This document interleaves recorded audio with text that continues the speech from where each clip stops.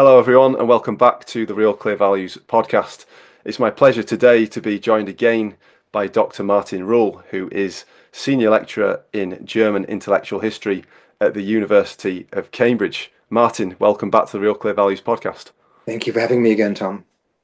Martin, we've kept in touch since the last time we spoke, which I clocked at about 3 years prior to this point. I think it was 2022 we last spoke, and we had quite a riveting discussion about Nietzsche and his warlike anti-liberal nature. Mm-hmm. And this time, as I say, we've had conversations since, and one thing that has really stuck with me in terms of something, maybe a bit of unfinished business in terms of discussion, and something I think is particularly salient today in the world in which we live, is this idea of the Superman, the übermensch, which is really Nietzsche's solution to a lot of the problems in the world. But before we get on to that, I thought it'd be useful to really start with the problem, if you like, that Nietzsche's addressing, because Nietzsche doesn't come in a vacuum. No philosopher, no ideas come in a complete vacuum. There's always a context. So, what is the context? What is the problem, really, that Nietzsche's trying to address in his work, and in talking about the Superman through his book Thus Spoke Zarathustra? Yeah, I think that context is what we might call, quite generally, the crisis of modernity, of which Nietzsche himself is, I guess, a prophet, or at least a very astute analyst. You used the word vacuum early on, right? These ideas do not emerge in a vacuum, but it's precisely this idea that the crisis of modernity, also a crisis of faith, secularization, intellectualization, rationalization has created a spiritual vacuum. So the death of God, which many Nietzsche readers consider a great thing for Nietzsche, right? God is dead. Now let us transvalue our values. The death of God is actually a terrible crisis, a terrible problem, because it has created a vacuum of values, if you want. So God is dead, and we human beings have killed him. By this he means we've realized that we made him, that God is our construct. God has not made us. Yeah, we have made him, but now he's dead after the Enlightenment, you might say, after industrialization, after the march of the natural sciences. But now, what values shall we live by? That is the vacuum. That is the crisis. And Nietzsche uses at the beginning of Zarathustra, a book that he writes, book in 4 parts that he writes between 1883 and 1885. At the beginning of Zarathustra, he creates the figure of the last man, the letzte Mensch, who embodies this crisis of modernity, this crisis of doubt, a crisis of self-confidence, a complete lack of orientation. So that the values that used to provide guidance for man for centuries, for millennia, really, these values have lost their traction for us. And this last man is a creature, a product of nihilism, you might say. Again, this is a misconception about Nietzsche, just like the death of God is not something great and hopeful and exhilarating for Nietzsche. So Nietzsche is not, this is very important, a prophet of nihilism at all. That's just the impression that you would get in The Big Lebowski or films like this. Nietzsche wants to overcome nihilism, right? Nihilism is the problem created by the death of God. Yeah, nihil, nothing, no values can really provide guidance, orientation for us anymore. And the last man that he talks about in Zarathustra is a creature who lives without purpose, without goals, without direction. A creature who's so contemptible for Nietzsche that it or he, the last man, cannot even feel contempt about his, let's call him a he, contemptible, despicable existence. So the last man is not even aware of this horrendous crisis that he finds himself in. That is a big part of the problem. Yeah, yeah. So this concept of the last man, it's always really struck me as this idea of the last man, this kind of passive nihilist who seems to believe in nothing. And I've wondered myself several times actually since coming across the concept.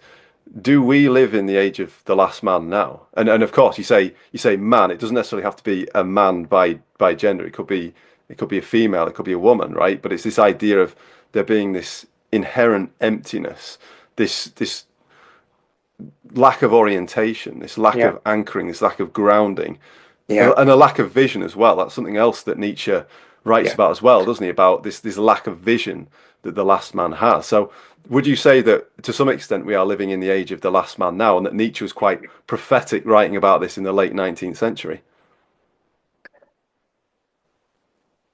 I'm a historian of ideas. I'm always a little wary of applying ideas from the 19th century to now the beginning of the 21st century, our time. But there are certain features, I guess, of our time, the year of God, 2025, that bear an uncanny, perhaps a worrying resemblance to what Nietzsche is talking about. The figure of the last man is interesting. He really only describes this figure in any detail in at the beginning of Zarathustra, and maybe we should take a quick look at what Nietzsche says there and whether it is comparable to what is going on right now. So you mentioned passivity. Yeah, I think that's absolutely true. He's the last man. Let's use gendered language. Let's say he here, even though it's Mensch, human being in German.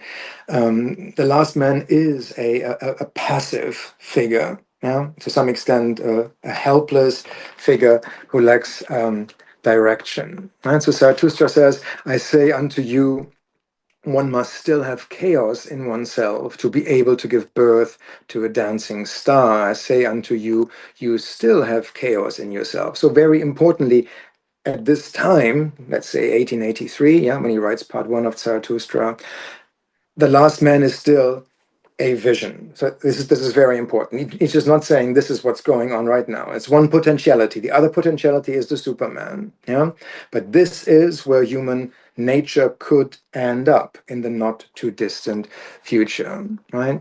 So having chaos in oneself, disorder, also a willingness not to fit in, not to belong, to be different. Yeah, I think those are characteristics of a humanity that has not descended to the level of the last man.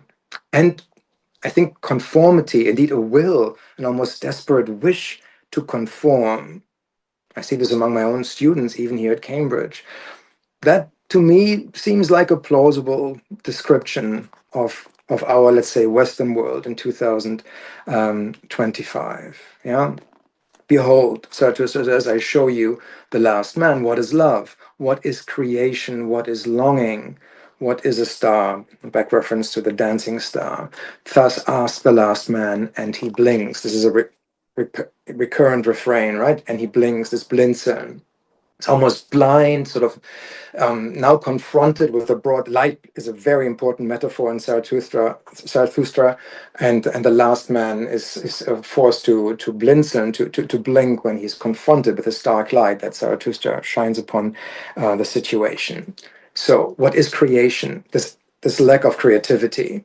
Yeah, perhaps a reliance, an over reliance on particular artificial forms of creation. And I'm alluding here, of course, to artificial intelligence, right? The idea that human creativity, that we're almost content with the fact that creativity is a thing of the past, that creation is maybe creativity, genius, originality might not even be needed anymore. And then what is longing, right? That the last man lacks this sense of will, yeah, this drive, a desire to change, to transform himself, but also to transform the world around him. Yeah. So it's a So lack of vision, isn't it? yeah, It's a lack of vision. This is one thing that he kind of goes on to say is that it's time for man to basically set his aim, set his goal, have a vision, Yes. have a deliberate intention to create something. Yeah. And it's interesting what you say, because he's preempting these, well, this culture, if you like. He's not talking about the time that he's living in. He's forecasting. He's Yeah. almost prophesying about what could happen or what might happen as a result of what he calls the death of God, this decline of religious faith. And so this is what I find particularly striking about his work and these concepts of the last man and the Superman, is that it's incredibly prescient. And I appreciate, from your point of view as a historian, you don't want to hang your hat on any sort of claims like that about him being a prophet or whatever, or matching things up between then and now.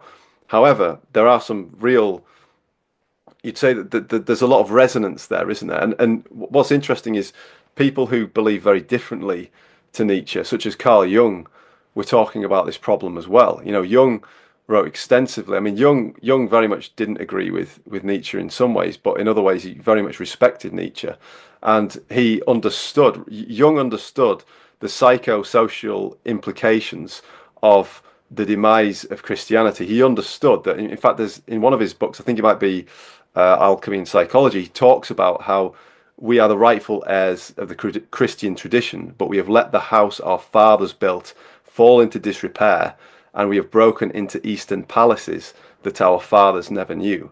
And so that, for me, is, again, that there's a degree of prescience to that Yeah. from Jung's work. But Jung kind of takes what Nietzsche says and says, well, Nietzsche kind of he kind of took a dark turn in his, so he kind of had the problem right. He understood the problem about the death of God. He got that bit right, but then he kind of takes a dark turn. So what is this? Well, what Jung calls the dark turn, what is Nietzsche's solution then to this last man, this passivity, this lack of vision, this lack of goal, etc.? What is his solution to, if you like, the death of God even? Yeah. Um, well, the last man is a pleasure seeker, right? Nietzsche says here about the last man, he's quoting the last man, we have invented happiness, say the last man in the plural here, and they blink. They have left the regions where it was hard to live, for one needs warmth. One still loves one's neighbors, a dig at Christianity, of course, and rubs against him, for one needs warmth. Right? So the last man cannot be alone, has to be in a group. The last man is a hedonist, a pleasure seeker. Nietzsche famously said, and I think it's in Twilight, of the idols, true men or real men don't strive for happiness, only Englishmen do. Sorry, that's obviously a dig also at Englishmen, but the idea here is that it was English philosophers, David Hume, Jeremy Bentham, John Stuart Mill, right, who came up with this pleasure or happiness calculus, the idea, the utilitarian idea of the greatest happiness, of the greatest number. And again, you could say this search for happiness, this universal search for happiness, this universal hedonism, this belief that we all are owed happiness and contentment, right? I think that is a prescient, Mm, as you rightly said, yeah, assessment, perhaps, or it's a prophetic vision. So what Nietzsche saw happening, I guess, in 1883 has now come to fruition to some sense. But your question was, what is the solution to this, or is there a way out of this?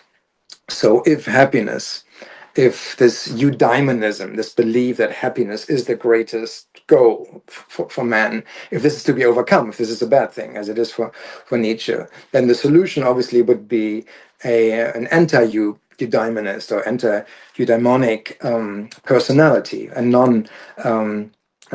happiness-seeking person. And Nietzsche calls this person the warrior, you know, the truly free person, the great person, the great man is a Krieger, a warrior. So Nietzsche has at the back of his head a kind of militaristic, I guess, ideal, heroic ideal. Um, and he's harkening back to some extent to a pre-industrial, pre-bourgeois age or period in Western history where your bravery, your honor, and the respect that you were owed by others, by lesser people was really a sort of a defining feature of society.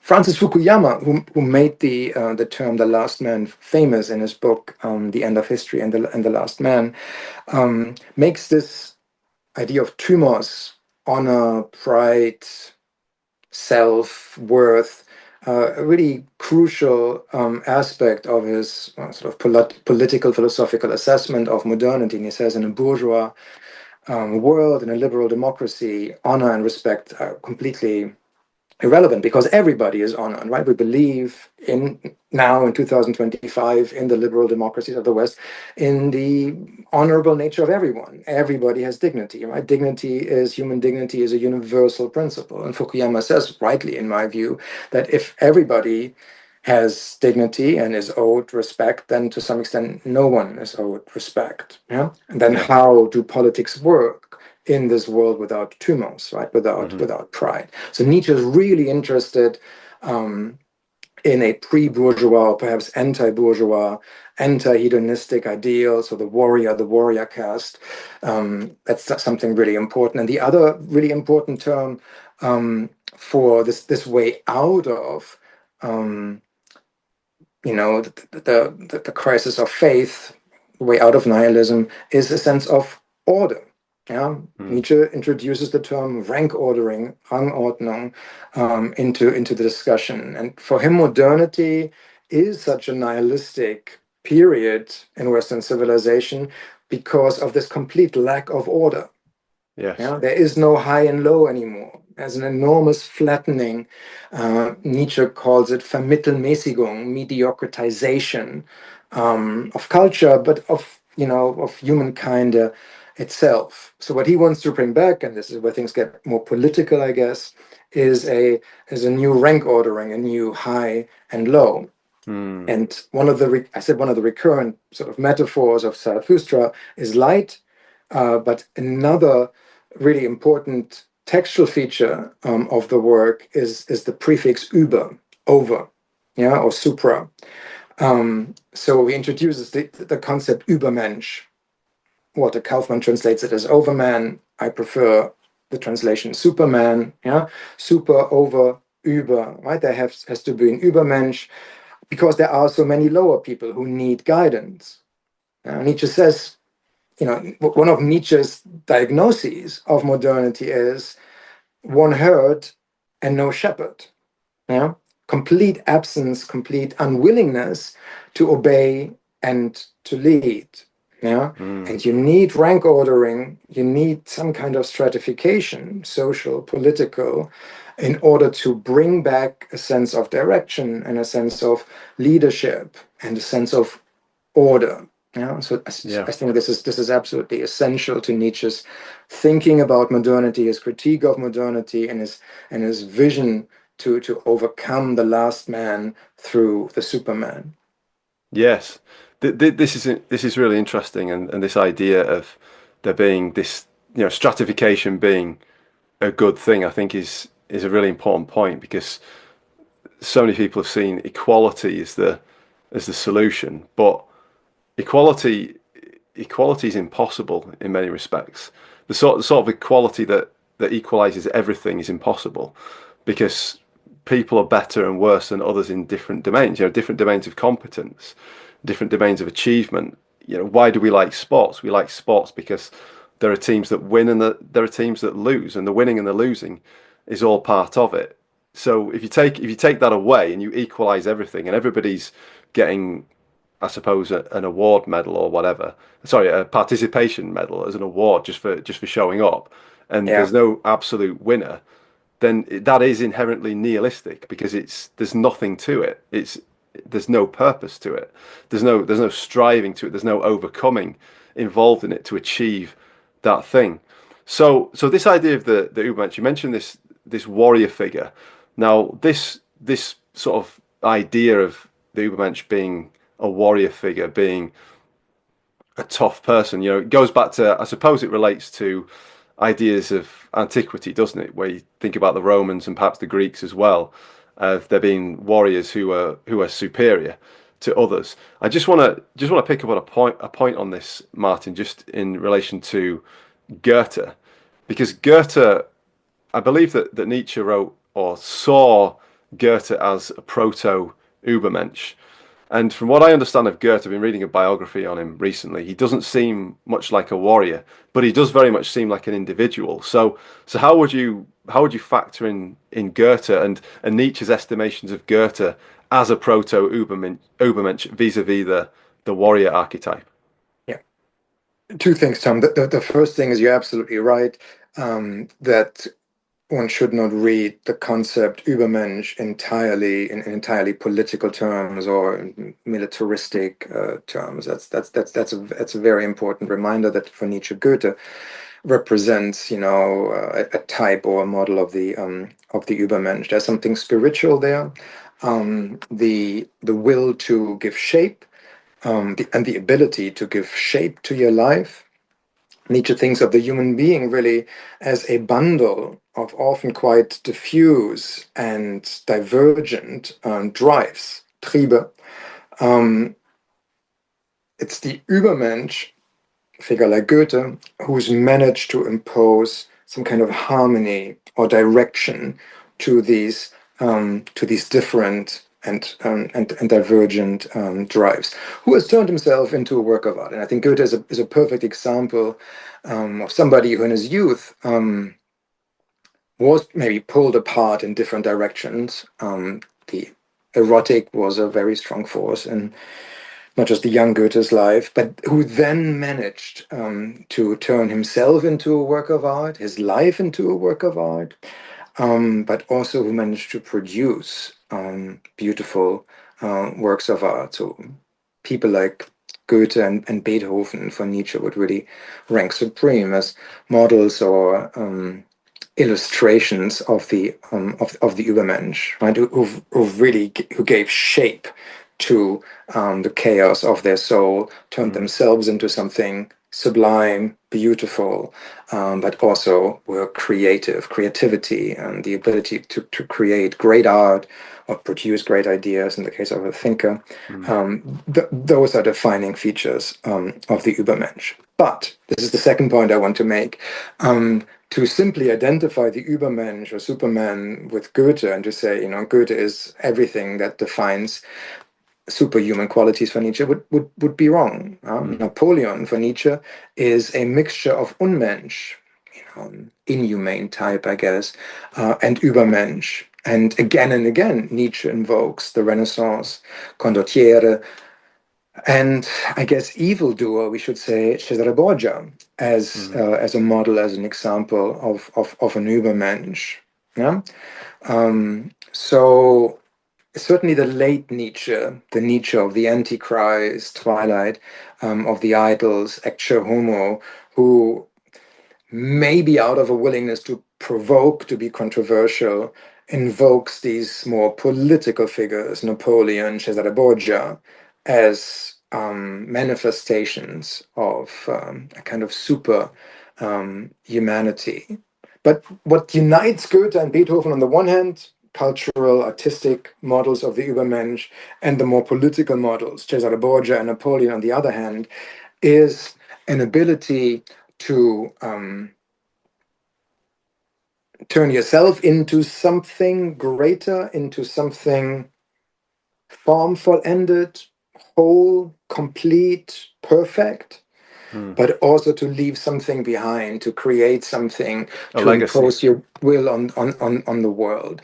So Nietzsche thought of Zarathustra as his magnum opus, as his most important work. It's clearly his most personal work. Most Nietzsche scholars do not consider Zarathustra his greatest work. They would say Genealogy of Morality. They would say Beyond Good and Evil. The Psalmodic tone of Zarathustra rubs a lot of modern readers the wrong way. We don't have to go there.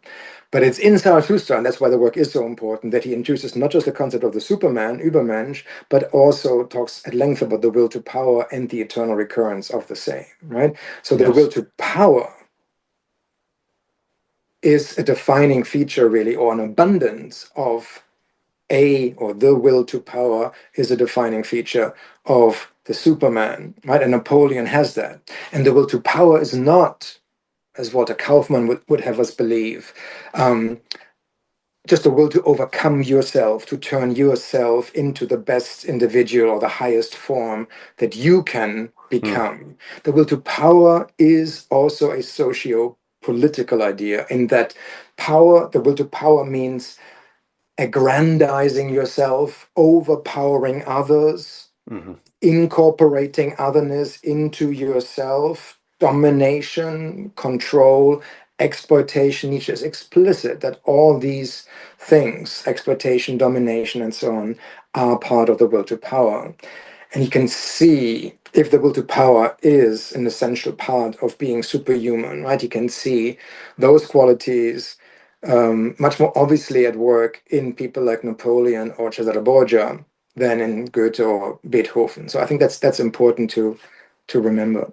Yes, yes. There's so many interesting points that you've made there, actually, and that connection. So you mentioned Napoleon in contrast to Goethe, which is interesting because Goethe and Napoleon met each other during their lifetimes, and Napoleon had actually read some of Goethe. He'd actually read The Sorrows of Young Werther and gave us a small critique to Goethe on that. And Goethe was quite honoured to have received that from Napoleon. I think, as I recall, Goethe admired Napoleon himself.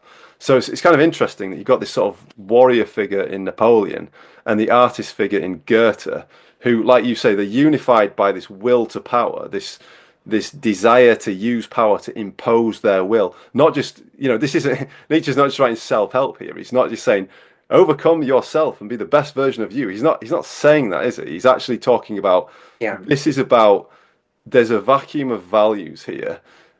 The übermensch, the top of the pack, so to speak, are going to write new values, and they will determine the order of things, essentially. And whether that's through art, whether that's through military or war, they will be the leaders. They will be the ones that will yeah, smash the old law tables and create new values instead. That's how I understand it. But I think, like you say quite rightly, I think the common thread that runs through them. And I think, from what I recall from my own study, this is Nietzsche's answer to the chaos of the universe, because he doesn't believe that there's any universal organizing principle until he comes across the will to power. And it's the mhm, will to power that he sees as this organizing principle that every living thing has within it this will to power. And like you say, it isn't just about overcoming themselves to be the best version of themselves. It's about imposing some form of will. And so on that regard, Martin, I've got to ask, and because this is an area of contention, as you've already somewhat alluded to, who is Nietzsche writing to then? Because in the start of Zarathustra, so Zarathustra, one of the subtitles that he gave Zarathustra was a book for everyone and no one, right? So he's writing for everybody, but he's writing for nobody. But who is he actually writing to? Who is he telling to smash the old law tables, to become the Übermensch, to become the Superman? mhm. Who is he speaking to? Who's his intended audience for this? Yeah.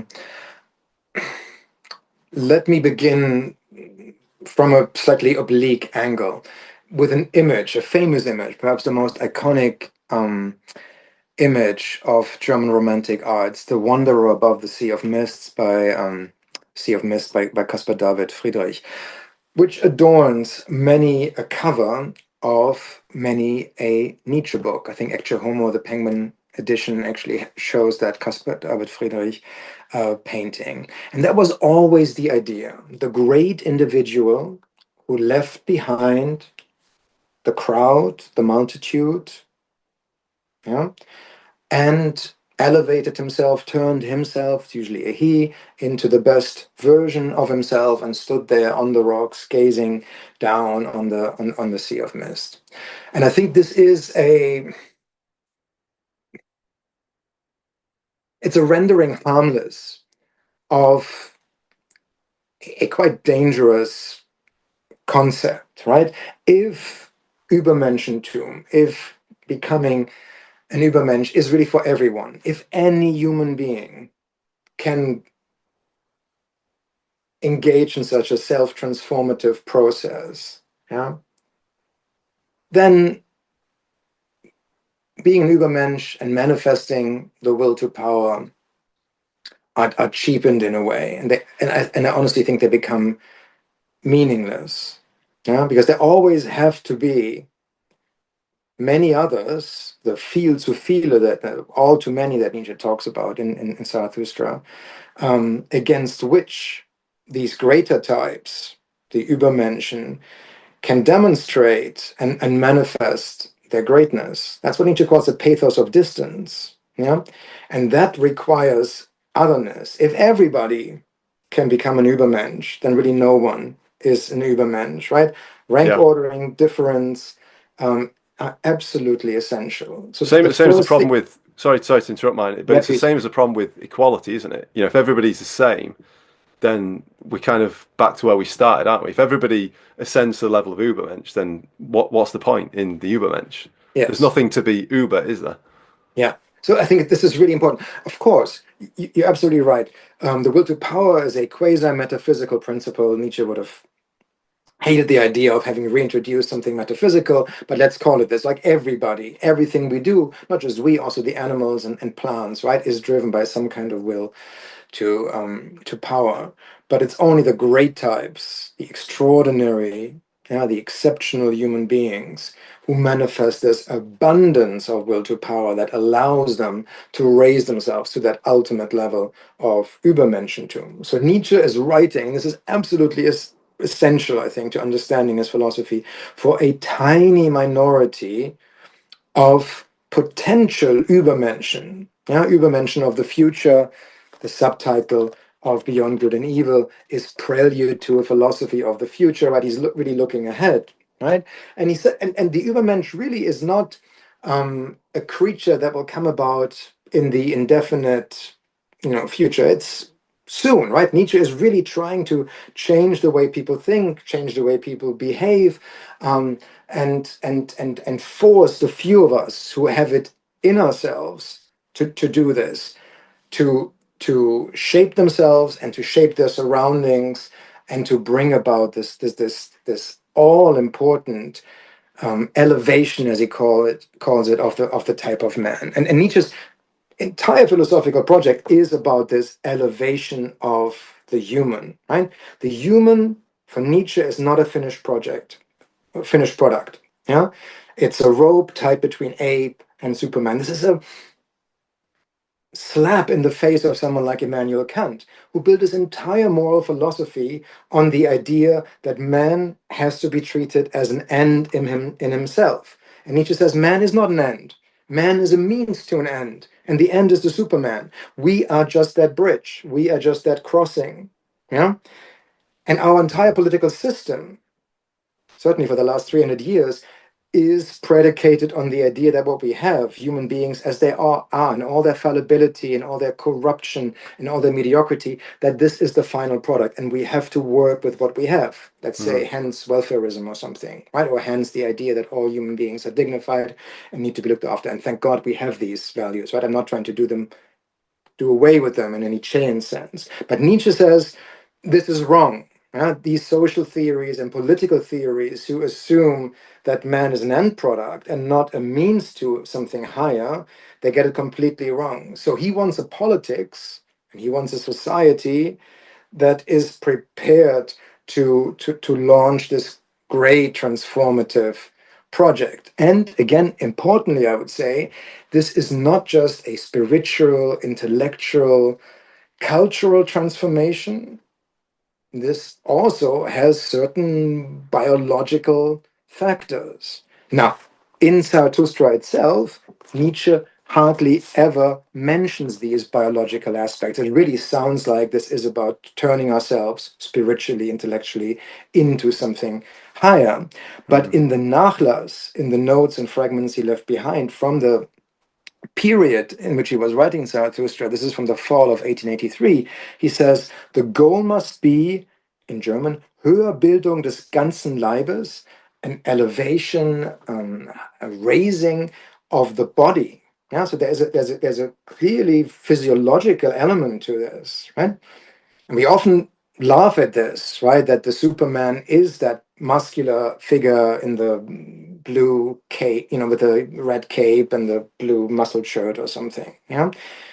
To us, it seems laughable, but Nietzsche is emphatic that we not separate body and soul, or body and mind, and that we privilege mind. Yeah? So this transformation is also a biological transformation. Let me just read out one more passage from the published version, where he actually says explicitly that the goal is, when we want to bring about the Superman, not merely to reproduce, but to produce something higher.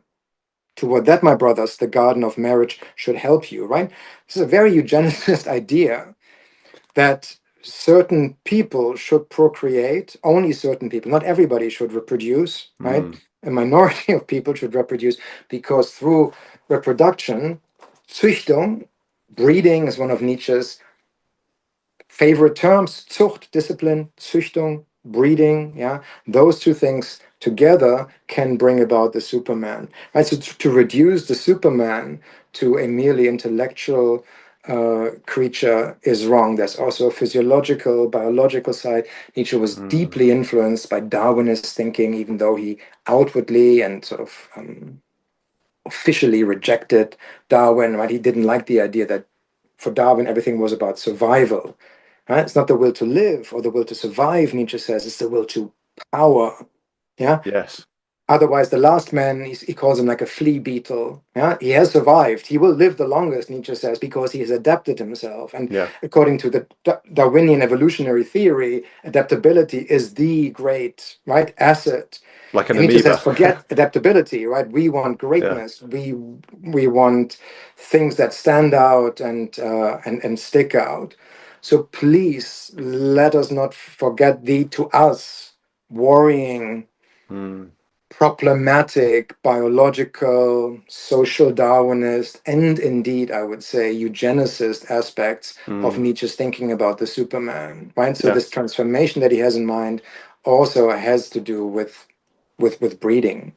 Yeah, that's interesting because we don't often realize this in today's world, but some quite esteemed household names in Nietzsche's period of time, and certainly, yeah, like you say, 19th century, throughout 19th century and early 20th century even, there are some fairly big names and very respected names in literature and intelligentsia who were in favour of eugenics. And I think people would be surprised. I don't want to mention any of those names now per se, but but people would be surprised. So it's all very well to say, oh, this is just wicked Nietzsche and he influenced the Nazis and everything else. But there were others who were on the other side of things who Completely. also were in favour of eugenics. So I just thought that it's just in the spirit of balance, just lest anybody listening to this thinks that it's just bad old Nietzsche. Yeah. There were plenty of others that were in favour of eugenics as well, who they might quote and they might be favourable to in terms of literature, the literary world, and Yeah. academia. So No, I think we have to acknowledge that Nietzsche liked to present himself as an untimely thinker, and he has been interpreted, especially by French philosophers like Michel Foucault and Jacques Derrida, as an untimely thinker, as a proto-postmodernist, if you want. And I think it's just really important, certainly for me as an intellectual historian, to look at the more timely aspects and being embedded in contemporary discourses on eugenics, on social Darwinism, and being part of this, almost inevitably being part of this, right? yeah. That's important. That's not to lessen Nietzsche, but it's just, I think, for a truly comprehensive understanding of what he meant by Mm. Superman, übermensch, we need to take account of those biological and indeed eugenicist aspects. Yeah. They are definitely there. Yeah, yeah, but going back, that's a really interesting point. I'm glad you raised that, Martin, because that wasn't on my agenda specifically. But just going back to the spiritual aspects of this, if you like. I mean, Yeah. you would say that actually there are a lot of echoes of Christianity in Nietzsche's thinking here. This idea that man is not the finished article, but man is something to be overcome. This is stuff that Christ is talking about in the New Testament. Know ye not ye are gods. He said that to the Pharisees, and they saw that as blasphemous. I mean, he was actually quoting Psalms when he said it, but they saw it as blasphemous.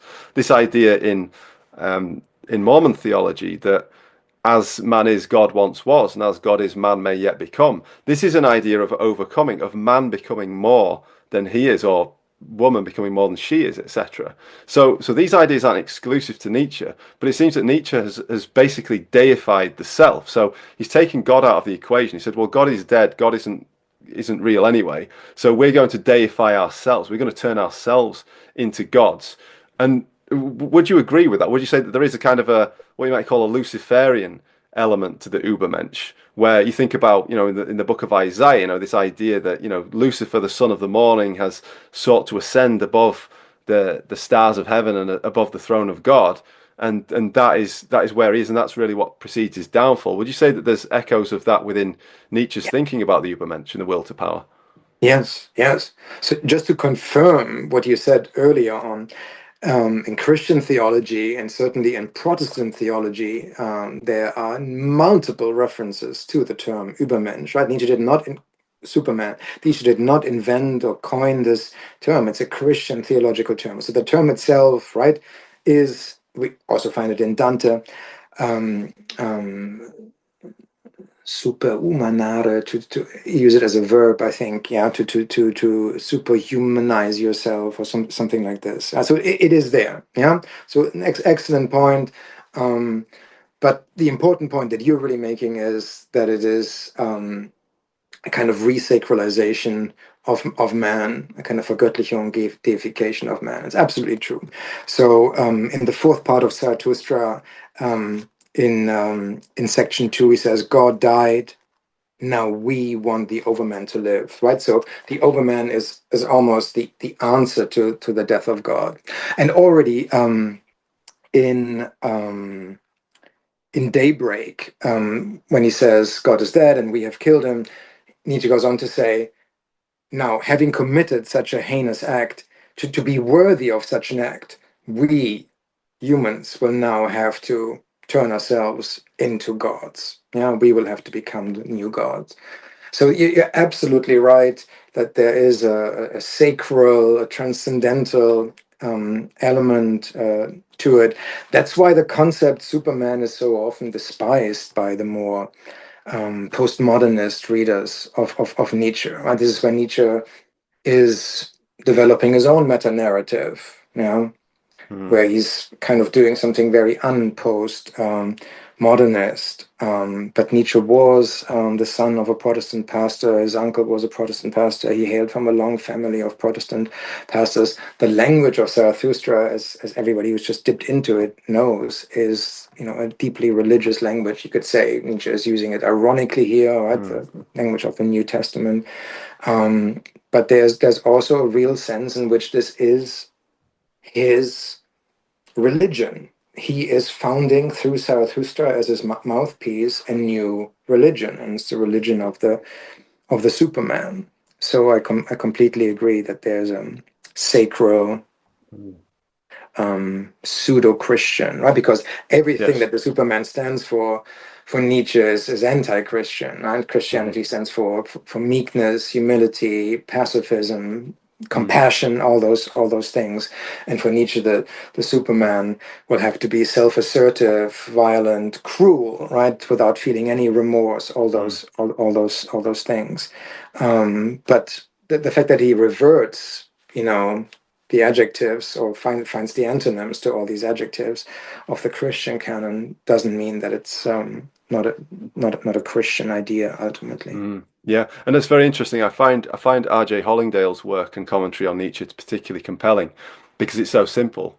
A lot of people like to overcomplicate Nietzsche, but Hollingdale's view is actually Nietzsche's pretty easy to understand. If you understand the New Testament, for example, if you understand it well enough, Nietzsche's actually really really easy to understand. You can read him and you can actually see how these ideas are transposed from one thing to another. The idea of eternal life, the concept of eternal life is eternal recurrence, right? It's the idea of, you live today as you would wish to live again, essentially.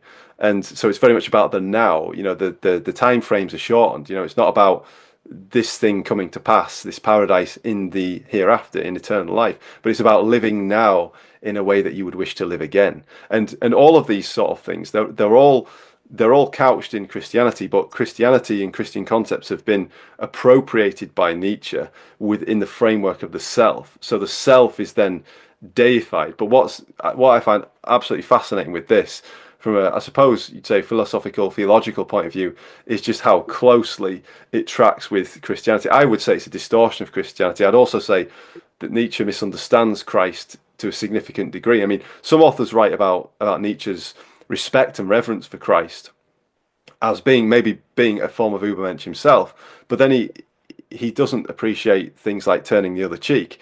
He doesn't appreciate what The he Sermon on perceives the to be, Mount. yeah, to be the weaker elements. He doesn't appreciate that Christ is actually that he says my kingdom is not of this world.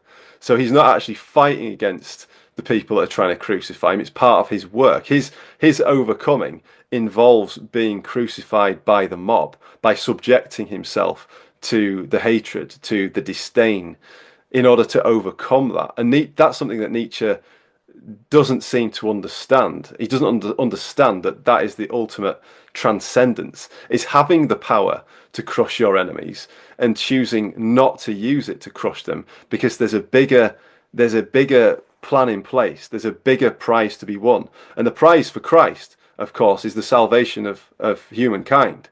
It's the example that he sets where he is able to voluntarily bow himself beneath the rod, to carry his cross, to take that on, and not to refrain in weakness. So actually, Christ shows incredible strength in his role, in his pathway through life, and I actually think that that is lost on Nietzsche. I think Nietzsche gets a bit distorted in his Tom, ideas. why do you question Nietzsche's admiration for Jesus Christ? You have the famous remark, right? There was only Yeah. one true Christian, and he died on the cross. I think Christ for Nietzsche is definitely um, a superhuman-like figure, Mm, somebody extraordinary. The young Nietzsche, there's also we must not forget this. We often focus on the mature Nietzsche, the mm, Nietzsche really after daybreak or after the gay science.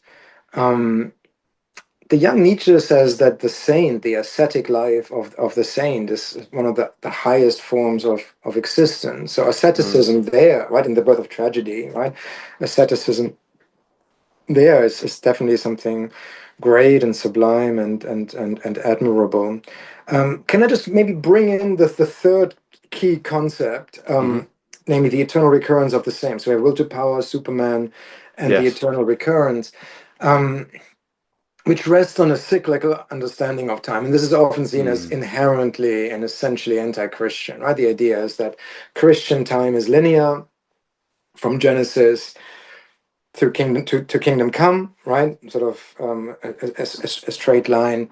Whereas Nietzsche wants us to think of time as cyclical, time is infinite, but the conditions in which the world will appear are finite. So, the conclusion is that every moment that happens in time will happen, has happened before infinite times, and will happen again infinite times. So that's the cosmological understanding of the eternal recurrence, but there's an ethical understanding, which I think is closer to what Nietzsche is really about. And he says the sign of the Superman is that he will actively want to live every moment in time again and again and again, that he embraces, right, this cyclicality or the cyclical nature of time. Yeah. mm, Whereas to most mere mortals, to the lower types, to the botched, as he sometimes calls them, this idea of having to relive their petty existences again and again and again to eternity mm. is a horrible thought, right? But the Übermensch has filled every moment of his life with so much meaning that this eternal recurrence is not just acceptable, but desirable. Yes.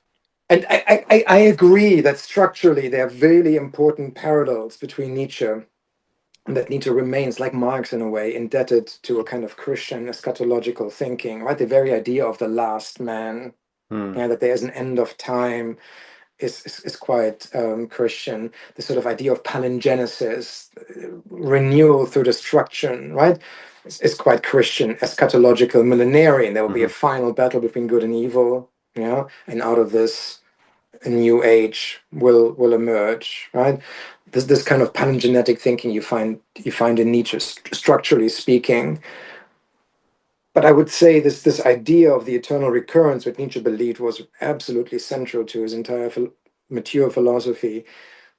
Would you say that this is not does not go against the more linear conception of time as we find it in Christian theology? Yeah, yeah. I'd say it's entirely different because if Nietzsche really was an atheist and he really did believe that there's no such thing as God, God is just this social construct, then it seems to me that it is that he wants to encourage within the Superman this idea of imposing your will on life to the extent that you, like you say, you would live it, that the Superman would live it again and again and again because Yeah, it's of his choosing. And that's yeah, his version of eternal life. Whereas eternal life for the Christian or the ascete, if you like, the one who rejects pleasure. Now, yeah. because the other thing as well, I think we've got to bear in mind is Nietzsche refers to himself as an immoralist. So he's not in favour of. He's a conundrum because he lives very much as an ascete at some points, but then he's very clear. Like you talked about him, venerating the ascetic life, but he doesn't do that in on the genealogy of morals, does he? He's very disdainful of that. Actually, later on in his thinking, he seems to become more and more disdainful of that way of life. I don't know what happens. Maybe it's something to do with his own rejection. Because if you look at the man himself, he wasn't particularly success. He wasn't successful romantically with women. He has his heart broken quite severely by Lou Salome, and he's not successful in terms of his relationships with women. It's almost like, is this some sort of part of it? You start to wonder, is Zarathustra, is this some sort of dark projection that's come from the unmet appetites of his own Oh, carnality? You know what I mean? Nietzsche admitted himself in his letters to Overbeck, for instance, that Zarathustra was an almost desperate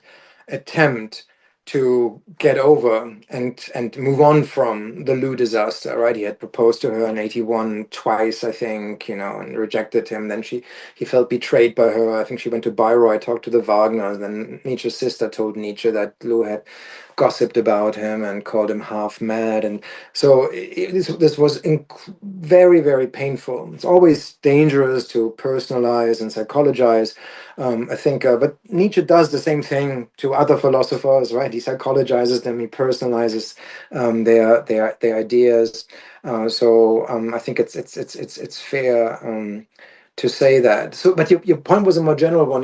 Why does he turn against asceticism, right? When he himself leads a pretty ascetic life. Well, in Zarathustra, he talks about the great reason of the body, die große Vernunft des Leibes, or the great wisdom of the body, and he thinks of Christianity, wrongly perhaps, and maybe you'll correct me on this, as an inherently anti bodily religion. Yeah, that in Christian theology, it's only the spirit or the soul that matters, right? And that the body is just this mortal vessel that decays, and it's actually the death of the body that only allows the spirit Mm-mm. to rise, to ascend to heaven. Whereas Nietzsche wants to give us a very, we would now call this naturalist, reinterpretation of the self, Mm. of the human that foregrounds the body. In fact, he says in Zarathustra, very interestingly, that the self is the body and that the mind or the spirit is only an instrument of the body. So he almost wants to invert, right, that Christian Yes. rank ordering of spirit or soul over body. But in general, I see him as urging us to think holistically, as not trying to separate body and mind. That's what I was Yeah. getting at when I said that, Yeah. Yeah. Yeah. he's not really just interested in a Superman who has transformed his mind, but it's also physical. And Nietzsche's own ill health, his constant Mm. battle with migraines, with dysentery and so on, right? already, you might say, disqualifies him from superhuman status. My students always ask me this: did Nietzsche consider himself a Superman? Right now, the first thing would say no, right, because simply because of his very poor bodily constitution, and he would have acknowledged that, right? Yes. But the Superman is great in mind and in body, I guess. Yeah. So I think this is absolutely fascinating, and the point that you make about Christianity typically, or the impression of Christianity typically subjugating the body to the spirit, or putting the spirit above the bodies, if the body's like a secondary consideration.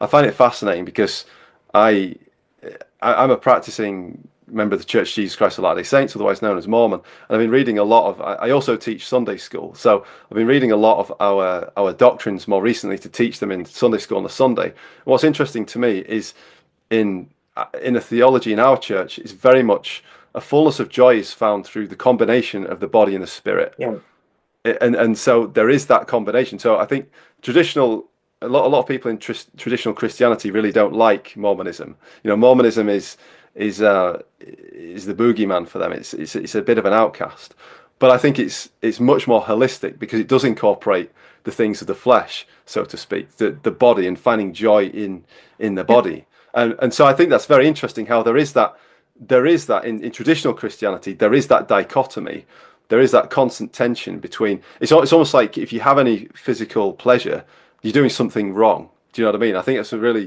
it's quite dangerous and quite unhealthy to feel like that, because if, yeah, if we are created by God, if you believe that, then why exactly, should any right. form of physical pleasure be If he inherently puts us wrong? in Do you know this what I mean? mortal shell, then the Yeah. mortal shell must have, you Yeah, know, yeah, exactly. So, a so it's reason. it's very interesting. Is all of this? I've got to ask now, Mike, to bring things Yes, back from a kind of a metaphysical, spiritual plane into a more tangible plane, because Nietzsche is incredible. Now, one of the reasons we're talking about him is because his influence has been so profound, and his influence has been so impactful on the history between then, when he was writing, and now, that we've got to think about this concept of like the übermensch, the will to power. And I've got to talk about, you can see probably behind me, I've got some books on Mussolini, I've got a few on Hitler as well.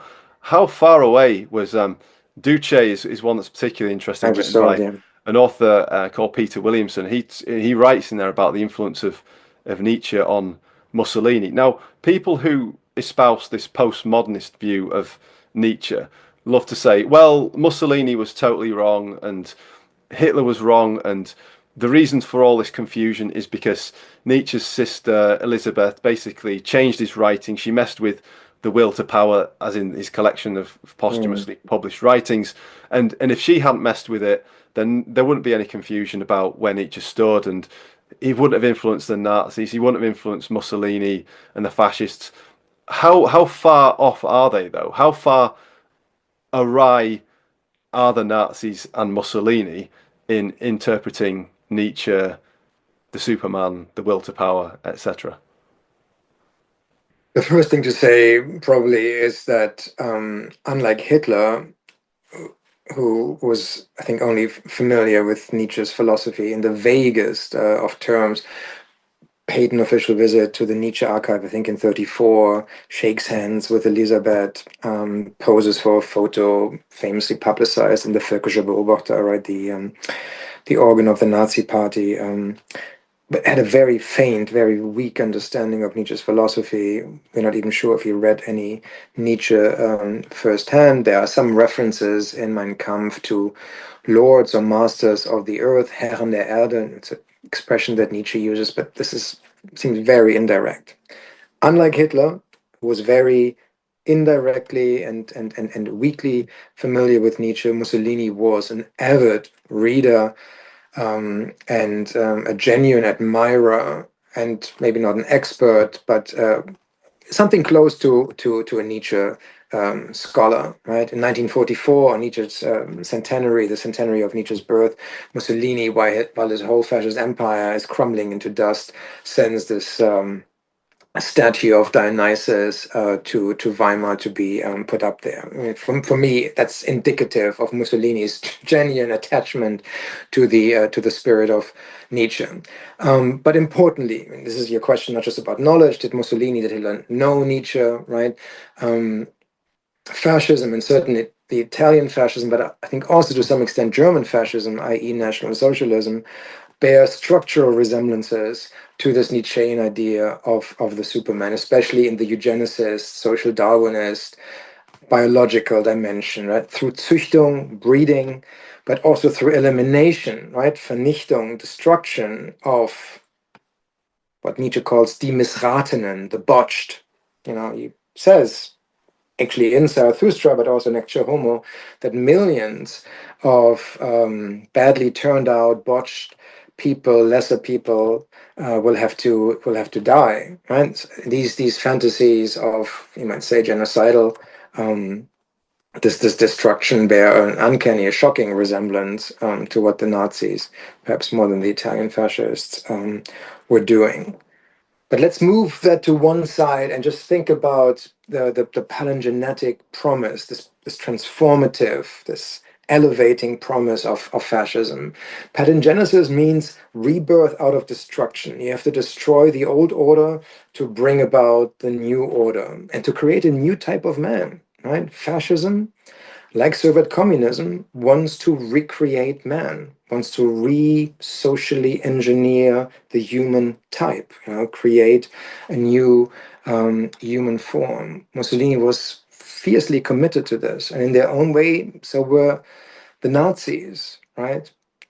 It's Nietzsche who introduces the term Herrenrasse, master race. Now, racism is not a central aspect of Italian fascism. There was certainly anti-African racism in the Italian fascist projects, but Mussolini was on record for saying that National Socialist racism was just humbug, was nonsense. He didn't buy into it. Mussolini really brings in the race laws late, I think, in 1938, really under pressure from Hitler. But racial regeneration, the weeding out, this is a terrible Nazi term, of life unworthy of life, to recreate, to renew Aryan life. I think this is an absolutely central, this palingenetic promise of a renewed Germanic or Aryan race is an absolutely central aspect of Nazi ideology. And there is a terrifying resemblance there. I'm always wary of people saying, did Nietzsche influence the Nazis? That's the wrong way around. We're not looking at causality here, right? None of the things that the Nazis came up with required Nietzsche's philosophy.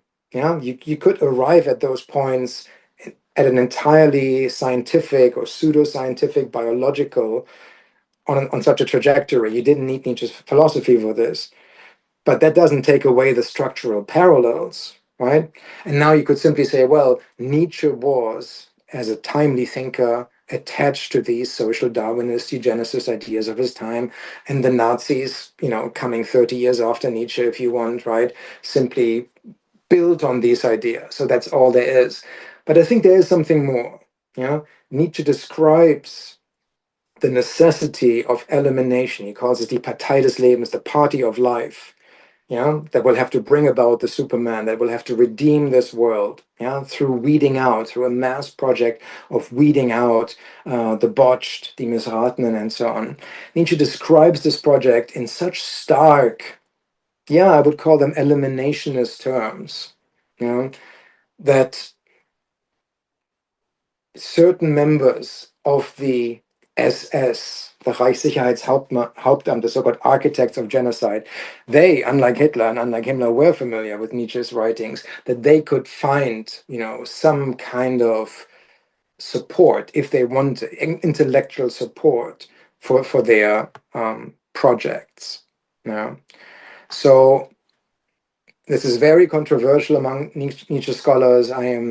I think, despised, not universally, but by the majority of Nietzsche experts, right, who basically built their careers on separating Nietzsche from fascism, for making these points. But I think they are they're important to make, that there are parallels, right? So no one is talking about a causal relationship. No Nietzsche, no Nazis. That's nonsense. Mm-hmm. Yeah, we would have had the Nazis without Nietzsche. But this idea that human life is something incomplete, unfinished, indeed, that human life is something in desperate need of transformation. Yeah, Mm-hmm. that we are not enough, that we are not God's creatures, because that's ultimate. It's a profoundly anti-Christian idea. Mm-hmm. Yeah, that we are not finished, that we are not God made. We are an experiment, a rope tied between ape and Superman, right? And then Mm-hmm. all it takes is a new definition, a fascist definition of what the Superman is, some kind of Yes. Aryan master race.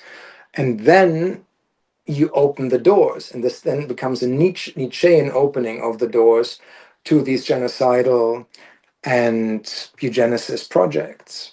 Yeah, Yeah. Yeah. So that's the danger, isn't it? It's that definition of what does it mean to be a man or a woman of a certain quality, of a certain standing. That's the nub of it, isn't it? Because that is the you could say, yeah, because I suppose the anti-Christian element of it is that, yeah, this idea of man being a rope between ape and Superman it's profoundly is anti-Christian. that's anti-Christian. But what I'd say is quite Christian is the idea of man being where he is, being like an unfinished article at the start, but through life, through experience, through knowledge and growth, becoming something more, becoming more like Yeah, Christ, becoming more like God, so to speak. yeah, But it's defining the end point, isn't it? yeah. It's defining good. What is a good man? What is a man of quality? What is a man of strength? How can those things be defined and conceptualized? That's the real nub of it, isn't it? It's defining those desirable characteristics. That's where I think the real battle lies, isn't it? It's not not I not trying to be completely something agree. better. It's what does better mean? What is better? What is the best? It's those elements of definition where the battleground really lies, isn't it? Completely agree with you. Um, and maybe the best way to talk about this relationship between Nietzsche or Nietzscheanism and Nazism is really to begin with the Nazis and to think of the Nazi project as a deeply and inherently anti-Christian project. You know, Hitler says this verbatim, that the greatest blow ever to strike humanity was the coming of Christianity. And Hitler thought of Bolshevism as a product of Christianity. Nietzsche would have agreed, right? Nietzsche thinks of socialism, communism as a sort of a secular version of Christianity. The Christian idea that before God we are all the same is simply secularized into the idea that all human beings have inherent value, right? So, in purely numerical terms, Soviet communism is probably responsible for more deaths than National Socialism. The numbers are staggering, yeah? But the ideology behind it is different. I think Soviet communism still was wedded to the idea of bringing about an egalitarian, quasi Judeo-Christian nirvana, right, where human dignity could be realized finally, yeah, a worker's paradise, without alienation, without inequality. And the Nazis, they do something entirely different. They question this profoundly Christian idea that at the heart we are all the same and that every human life, because it is God given, is valuable and is dignified, right? They introduce this awful concept, lebensunwertes Leben, life that is physically alive but is actually not worthy of life, meaning Dr. Mengele can take that life away, right? And there's nothing. And there is something, and that's what makes Nietzsche so interesting, but also what makes him so dangerous. You know, Nietzsche experiments with similar ideas that life is nothing, that human beings are not dignified. Yeah, that we are just an instrument for something greater, right? Our Mm. value lies in potentially sacrificing ourselves for that sublime artwork of the future. Yeah. Yeah, And he's one of the very few philosophers to question this principal idea of modern thought that every human life has some kind, going back to Kant, you might say, has some kind of inherent dignity. yes, and that is to credit Christianity. That is a very Christian idea that there is inherent value in every life. Exactly. The divinity of the individual. Larry Siedentop wrote a book a few years ago called, maybe about 10 years ago now, actually, having said that, called Inventing the Individual. Yeah, And he basically charts the creation of the individual and how people were regarded as individuals over time. And it wasn't through the Greeks, it wasn't through the Romans, it was through Christianity. Christianity. Completely Because, agree. you look at the Romans, they were paterfamilias, and it was only the head of the household, it was only the man of the house, so to speak, who was regarded as an individual. Everybody within his house, like the wife, the Yeah. kids, they weren't individuals. They weren't They seen as didn't individuals. count in a way. No, Yeah, and not at all. the slaves certainly didn't count at all, right? They were Mm, just like animals. I think you're absolutely right.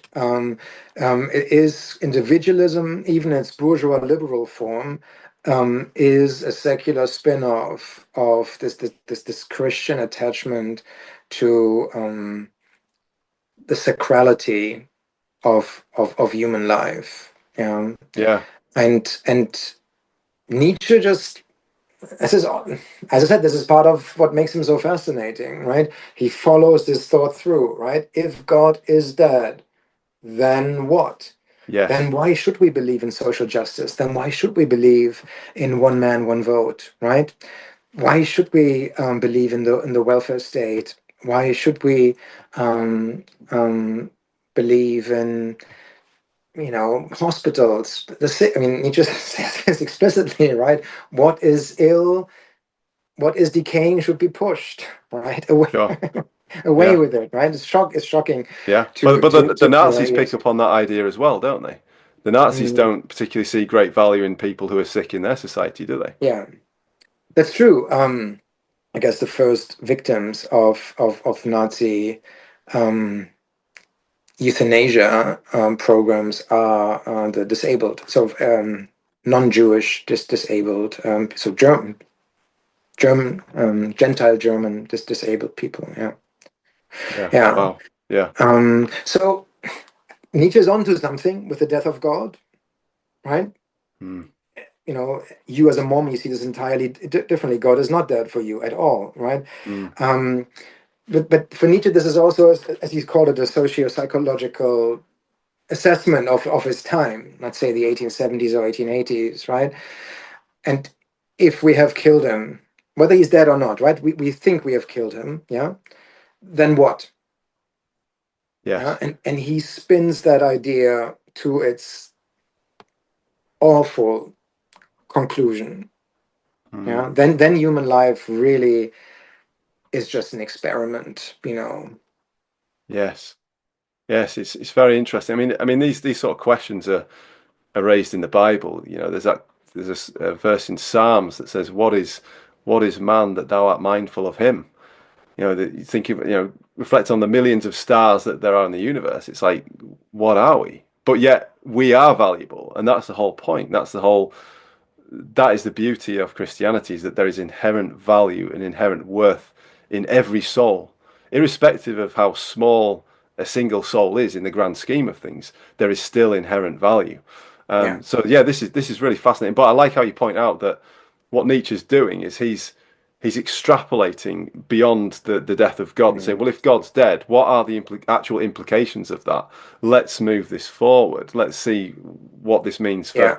for other things and how it extrapolates. So we've talked a little bit. Go on, you're going to say something. No, a lot of my students like what Nietzsche has to say about humankind being not very different from the animals, right? So Mm, he's when he says in Zarathustra that man is still very apish, or he's effectively still an ape, that he wants to, because he wants to take the spirit, the soul out of. We're not God made, and therefore we're not closer to higher forms of life. We're not a higher form of life than the animals. We're just very clever animals, right? This is part Mm, of Nietzsche's naturalism, in a way. And a lot of my students like that because they are vegetarians and they really mm, believe in animal rights, right?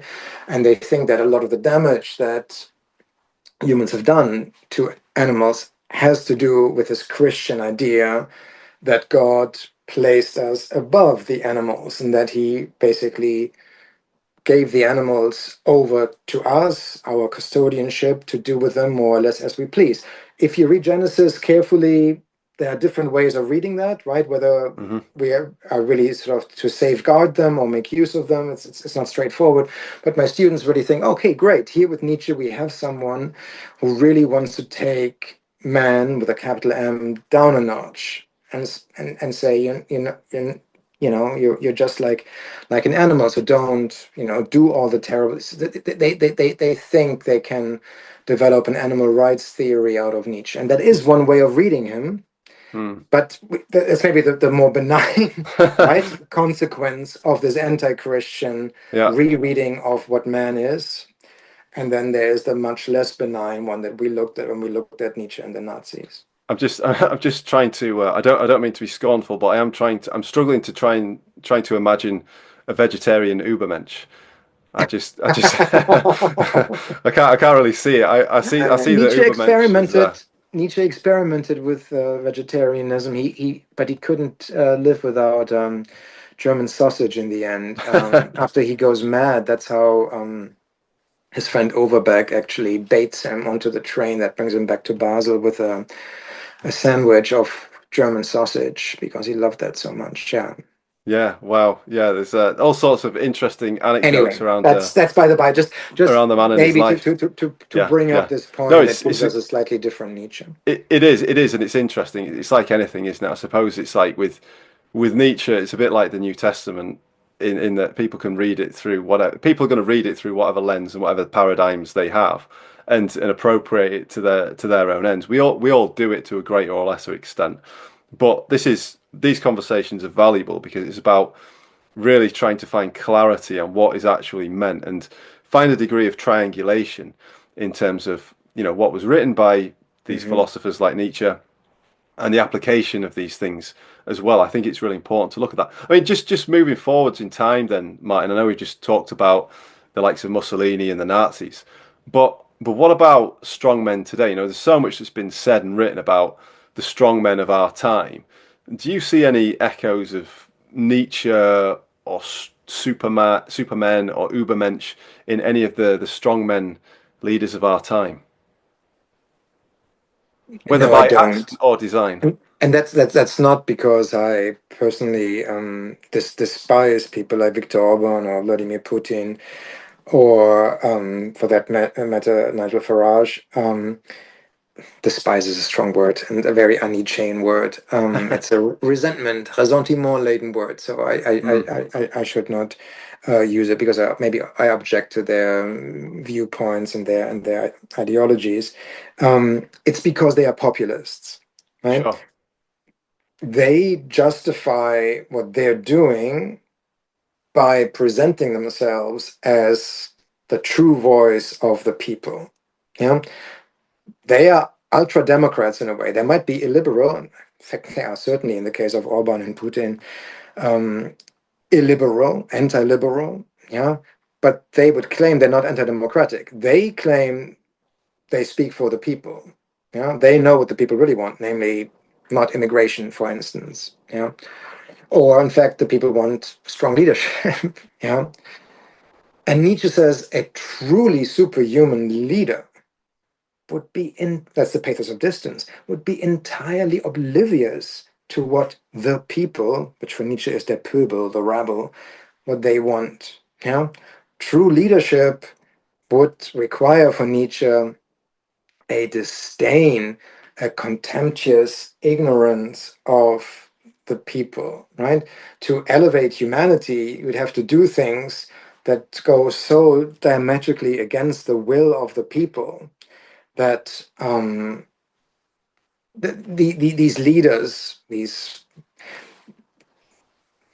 condottiere style statesmen of the future could not be populists. Right, so it's a very these leaders that we've seen, right, really since the early 2000 teens, yeah, Mm. these strongmen that you're talking about, they're almost without exception. Trump is another good example. Populists, right, and Yeah. it's the populism, I think, that goes directly against Nietzsche's strongly anti-egalitarian, anti his aristocratic stance, I would say. Yeah. What about so question on Putin specifically then. One of the things that struck me when he invaded Ukraine in February 2022, I think it was. One of the things that really struck me then was just how there was this idea of expansionism, this idea that he believes that Ukraine is part of Russia, it's part of the Russian Empire, and that he is in essence an imperialist. And I've talked with Ben Teitelbaum about this, author of the book War for Mm. Eternity. He's had a lot of dealings with Steve Bannon et al. And it seems so fundamentally part of Putin's worldview that all this talk about negotiations, I think, is relatively futile because there's no negotiating with that. That's a worldview. That is an existential view. He sees himself as, he's likening himself to Peter the Great, right? He's the head of Russia, and he's gone into Ukraine to Yeah. take over Ukraine. That to me seems pretty. I would say that seems pretty Nietzschean, and I would say very undemocratic in relation to his own people. I mean, he didn't much care for the travails of his own people when they were, and they have been suffering a great deal as a consequence of the invasion of Well, Ukraine. that's So, true. so he hasn't particularly regarded the voice of the people in that respect, has he? Good. But imperialism or colonialism as an ideology, but also as a practice, of course, predates Nietzsche by centuries. And I guess you can be a really vicious imperialist Sure. without resorting to Zarathustra or the Superman. Nietzsche talks a lot about Einverleibung, incorporation, right? The Superman has to be strong enough to incorporate other entities, other ways of life, other viewpoints. That's not really, I think, what Russia is doing, No. as they are now trying to incorporate the eastern part of Ukraine. Um, I think I see something Nietzschean in this rather masculinist or machismo stance vis-a-vis the West, right? That the West, in Putin's eyes and in the eyes of some of his more philosophically minded advisors, is effete, effeminate, Yeah. decadent, right? We always hear this from people like Jordan Peterson, right? That while we Westerners are thinking about pronouns, the Russians are thinking about invading, I don't know, whatever is next, Estonia. Yeah? So I guess maybe not Nietzsche, but a Nietzschean would think in those terms, right? The deed, the tat, the action, right? That's what matters, and not um, debate, discourse. Maybe this is Schmittian rather than Nietzschean, right? Schmitt, and I think he takes his idea from Nietzsche to some extent. Schmitt always says that liberalism is predicated on debate, on potentially endless debate about what is right and what is wrong. And the group that is in the minority position has to be accounted for, right? Whereas for Schmitt, a truly strong and still potentially democratic regime simply goes with the majority and then follows through on that. Hmm. Um, so that kind of actionism, that kind of disregard for liberal democracy and all its pluralistic trappings that we see in Russia now, I can see or I hear certain echoes perhaps of a Nietzschean um, mindset. Nietzsche was extremely wary of Russia. He always thought Russia would force Europe to become one. He sort of has a vision of a European community of sorts, I guess. Mm. that shapes itself or forms itself in response to a Russian threat. Mm. So maybe another prophetic Nietzschean Yes. stance. I was going to say, and just in coming to a close in the conversation, Martin, which has been fascinating and quite wide-ranging. I'm just thinking about Superman more broadly, and of course, there's a new Superman film that's out on the cinema. I actually watched the 1978 version a few months ago, and what really struck me is this idea of super. You think of Superman as being something derivative from Nietzsche's übermensch, Mm, but in the 1978 version of the film, it's very interesting because his Superman's father kind of gives a bit of a speech as he's going to Earth, and he basically gives Superman his purpose, and he talks about people's potential, the potential of mankind. Basically, these are good people at heart, but they need showing the way. You need to show them the way. Like, use your power and your strength to mm, to lift these people, to serve these people, essentially. So it's not about he's sending Superman to Earth for him to be rescued or saved or from the destruction of his own planet, but he's saying you're going over there not to rule over them, to dominate them, but you're actually going there to serve them, to yeah, serve where your powers are required. And I think, as I understand it, it's a very pro-social approach to power, a very pro-social approach to yeah, using, and there's a very much a good faith view of humanity and yeah, human beings. It's the idea that actually people aren't as bad and stupid as you might assume them to be. They just need some direction. They'll do the right thing if they have the right direction, if they have the right support, if they have the right instruction. They'll do yeah, the right thing, which in many respects seems antithetical to the very, Übermensch and the premise of the Übermensch. The premise of the Übermensch is that these people are like sheep that don't have a clue, and we need these strong men to come in and use their power to impose their will to create order and to yes, and to create. live by their own laws, right? Yes, Where exactly. Superman, the comic figure of 1933, and then is it Steve Reeves, whoever plays Superman in '78, Marlon Brando Yes, is the father, whatever, he's yeah, right? Marlon. Yeah.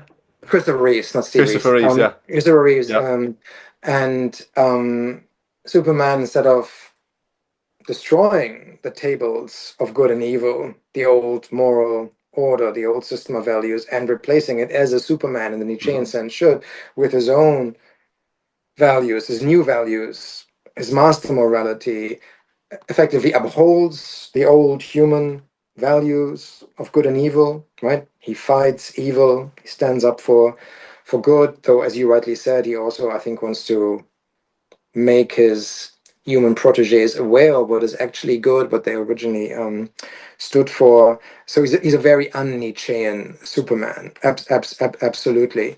Though with one small wrinkle, the original Superman that was designed in yes, 1933, the year that Hitler came to power, was actually much more like Lex Luthor, was actually the baddie. The yeah, Superman was the enemy, as it were, right? He was much more of a Nietzschean character. But then I think by the mid 1930s, he had become, maybe also in response to what was happening in Nazi Germany, had become the defender of good. So much so that in 1941, Joseph Goebbels, in an article for the SS journal Das Schwarze Korps, wrote an article entitled Superman ist ein Jude, Superman is a Jew, right? He, wow, he, he thought of Superman as representing this plutocratic Western, in his eyes, Jewish universalist system. It's a very interesting piece by Goebbels, because there were these Superman comics in which Superman flies over to Nazi Germany and beats up, yes, yes, of Nazis course. and so on. This is all from the late 30s and early 40s. Yeah, Yeah, maybe it's after. interesting exchange of propaganda, isn't it? The Allies saying that Superman's going to beat up Hitler, and then this anti-Semitic propaganda saying that Superman is Superman a is Jew. is a Jew. Wow, it's just Bizarre, yeah. it's incredible, isn't it? But yeah, anti-Semitism generally is very, very bizarre and gets into all sorts of places where you wouldn't necessarily expect it to. And even in Nietzsche, right? This is and we're not going to go there, don't worry. But this is another myth, I think, that it was really just Elizabeth, right? I call this the myth of the evil sister, that Elizabeth turned Nietzsche's anti-Semitism into a kind of Jew hatred, or that she emphasized those passages in his works that were critical of Jews because she was married to a notorious anti-Semite Bernard Förster simply isn't true, right? You can look at the Nachlass, the notes and the fragments. The anti-Semitism is there until the very end of his waking life, 1888, right?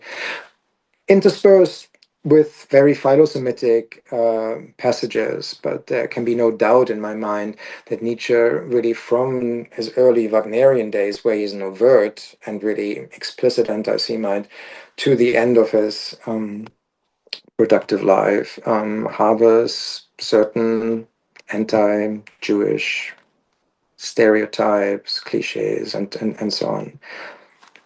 This is not to lessen, right, to make him look smaller or to, right, it is just, it's really important, I think, for us to see him in the context of his time. A lot of things, a lot of what he says makes a lot more sense when read historically as opposed to in a purely philosophical way.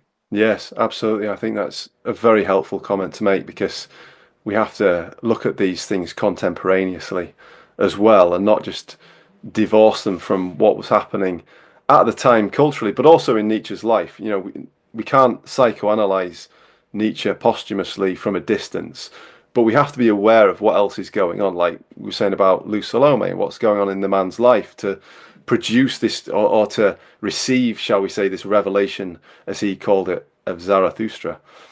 This is really great, Martin. And to wrap things up, I've got a final question for you. Just imagining that I'm one of your students and I'm really taken with these ideas of the übermensch and I want to become an übermensch or pursue the path of the übermensch myself. What advice would you give to me in becoming the best version of myself, a better version of myself, while also avoiding the downfalls and the pitfalls of the hubris associated with Nietzsche's übermensch? I would urge you not to read Zarathustra, which I really think is one of Nietzsche's lesser works for a variety of reasons. I would point you to Schopenhauer as educator, Nietzsche's third untimely meditation, where Nietzsche talks about exemplars, models, young people. These untimely meditations of the early 1870s are addressed to a young audience, the German-speaking youth of Switzerland and I guess the German Empire, and he wants them to find models, exemplars, people of the past, Goethe, Beethoven, but also Schopenhauer. The title gives it away. Schopenhauer's educator. They can look up to and who can inspire them, and by being inspired by them and aspiring to be more like these models, these young people, Nietzsche believes, will become who they are. This is one of his famous philosophical doctrines, werde der du bist, become who you are, right? So what you are is not actually what you are at the present. What you Mm-hmm. are is what you ought to be. There is this potentiality, this entelikeia, if you want. This seed, this germ within you that wants to be brought to, that demands to be brought to fruition.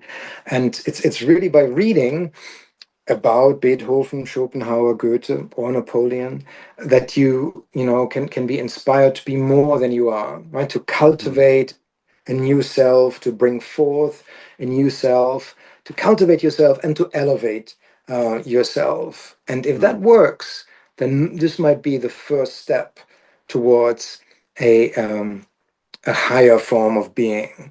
And I Yes. think in our day and age, that's probably now I'm sounding incredibly mediocre and like one of the letzte Menschen, one of the last man, but maybe that's as far as you should go. I mean, I would also want my students to be quite wary of some of these palingenetic visions of Nietzsche, right? This complete transformation of yourself, of the world, with all its destructive implications. Yeah. So yes, elevate yourself, cultivate yourself. Um, the young people in 2021 are literally torn, dragged in so many different directions. Social media, just as an example, right? If they can find a way of channeling their intellectuals and cultural energies by reading Nietzsche, or by reading Nietzsche about Goethe, um, reading Nietzsche writing about Goethe, then that would be, I think, a wonderful move towards superhumandom. And that we have to degender it now. And Nietzsche was Yeah. clearly thinking about male readers. It's Nietzsche has rather chauvinistic assumptions, but female and male students could really be inspired by that. Yeah, yeah. Or if, like you say, Schopenhauer's educator, Nietzsche also wrote about the ultimate man as well, and the ultimate man, of course, was Christ. So they might also read the New Testament and see something of the life of Christ to aspire to as well, I might say. As I said, Tom, the early Nietzsche is hardly as anti-Christian or hardly as critical of Christian values as the late Nietzsche. Yeah, often forgotten. We really focus on these latex genealogy, Beyond Good and Evil, Twilight of the Idols, Hmm. but that's not all there is. So reading Nietzsche historically also means reading Hmm. him as his ideas change over time. And absolutely, that a Christian or a Protestant reading of Nietzsche is not at all the worst reading. Ernst Bertram, Nietzsche attended a mythology, is one of the smartest, most insightful interpretations of Nietzsche from a Protestant Christian angle. Yeah, fantastic. Fascinating conversation, Martin, as Thank you. ever. Thank you so much for your time on the Real Clear Values podcast. A pleasure.